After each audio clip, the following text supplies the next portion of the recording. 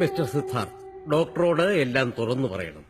എങ്കിലേ നിങ്ങൾക്ക് ആപ്റ്റായ ഒരു ട്രീറ്റ്മെന്റ് എനിക്ക് പറഞ്ഞു തരാൻ പറ്റൂ.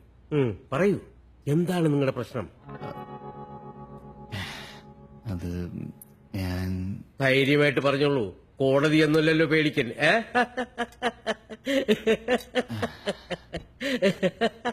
ഡോക്ടർ എന്റേതൊരു പ്രശ്നമാണെന്ന് പോലും എനിക്ക് വലിയ ഉറപ്പില്ല.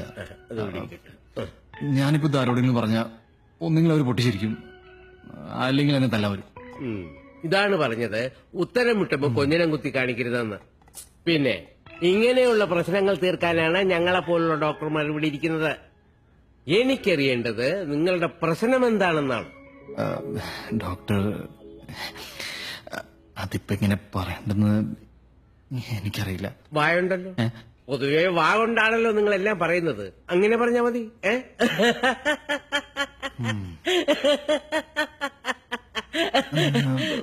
ഡോക്ടർ, ചിലപ്പോ ഇതെന്റെ പ്രായത്തിന്റെ പ്രശ്നമായിരിക്കും അല്ലേ? പ്രായത്തിന്റെ ആണോ അതോ വേറെ വല്ലതാണെന്നൊക്കെ ഞാൻ തീരുമാനിച്ചോളാം.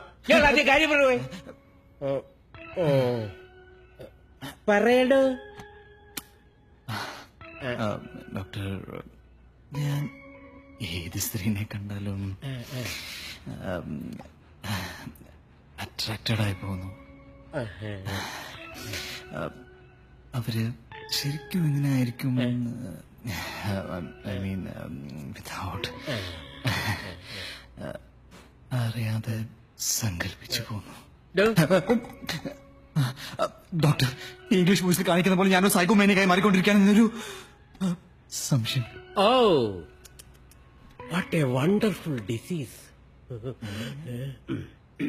എനിക്ക് തോന്നുന്നു കേരളത്തിലെ ഒരുവിധം എല്ലാ ചെറുപ്പക്കാർക്കും ഇപ്പൊ ഇതാണ് പ്രശ്നം.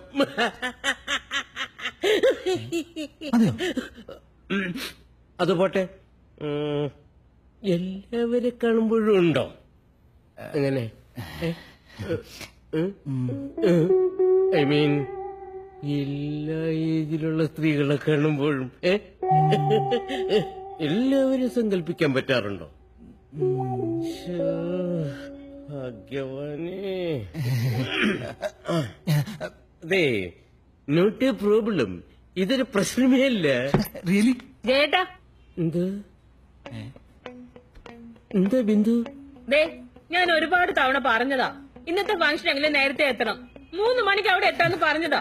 ഇപ്പൊ 3 മണി കഴിഞ്ഞു. ഇനി എപ്പ എത്താനാ? എല്ലാം കഴിഞ്ഞിട്ടോ? ഈ പാർട്ടിയൊക്കെ തുടങ്ങുമ്പോ 5 മണിയെങ്കിലും കഴിയുമ്പോളെ നമ്മൾ എന്തിനാ എത്ര നേരത്തെ പോന്നെ?